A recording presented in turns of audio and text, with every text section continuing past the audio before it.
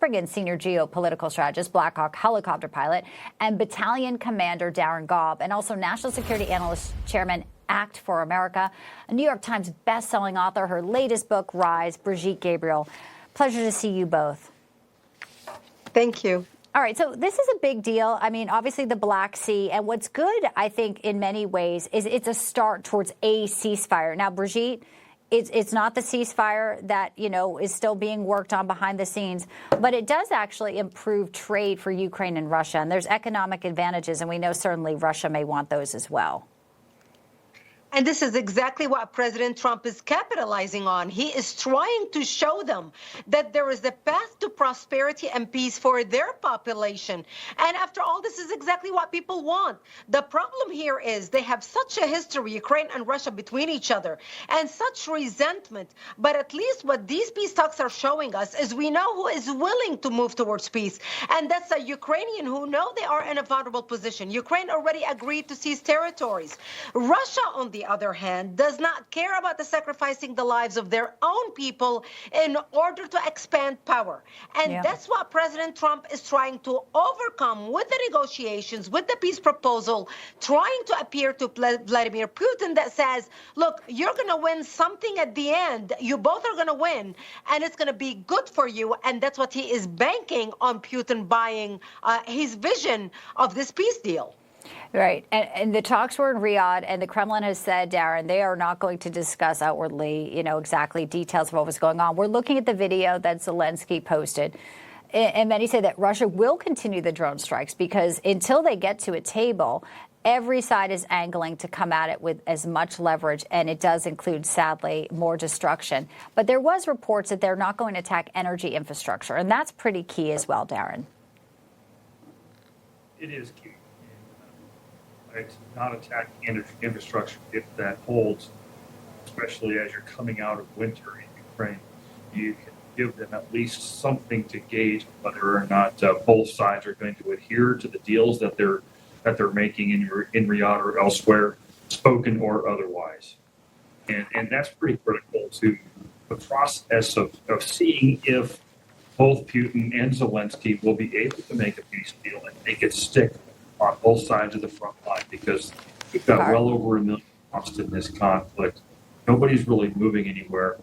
Both of them are going to be unhappy, regardless of the final outcome. If there is a peace deal struck and you have to exchange land or resources or otherwise, my concern is that because Russia holds so many of the cards right now over Ukraine, especially with Ukraine losing control over Kursk, ultimately, as it seems like they will probably sooner than later, Putin could decide that he has no reason to stop, at least purely based on the military reality on the ground.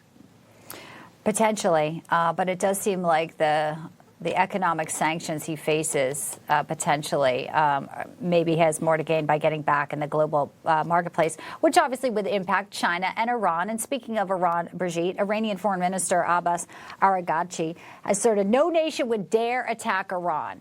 But President Trump is actually, you know, trying to make a deal with Iran and trying to have dialogue. Israel says they're going to keep going into Gaza. Hamas is going to be wiped out. There's living hostages. You know, what do you think Iran is looking at when they see sort of all the strategic chess pieces on the board here, knowing Putin may be getting close to the U.S. with a deal and Ukraine, and perhaps they could be in serious jeopardy and really the weakest point they've ever been? Iran has been really hit and hurt by the latest war between Israel and Hamas, because that provoked Israel to go demolish Hezbollah in Lebanon. Obviously, with what happened in Syria now, they cut off the road. Hezbollah in Lebanon is not receiving any support from Iran. Obviously, Hamas is deteriorating and falling apart in Gaza. And so the Iranians have lost their proxy army, with the exception of the Houthis right now, who are still fighting. But But then again, look how we are bombarding the Houthis. So Iran is in a very different position than when it was just a year ago, just 6 months ago. And so Iran has no place to fight right now. They know they are weak. They know that if America attacks them, they're going to be finished. If Israel attacks them, they're going to be finished. So the Iranians right now are trying to save face. This is nothing but loud talk. President Trump knows that Iran is not going to come to the negotiation table. This is not Obama talking with the Iranians and gullible enough to actually believe that the Iranians are going to sign an agreement and stick with it. President Trump is much more savvy.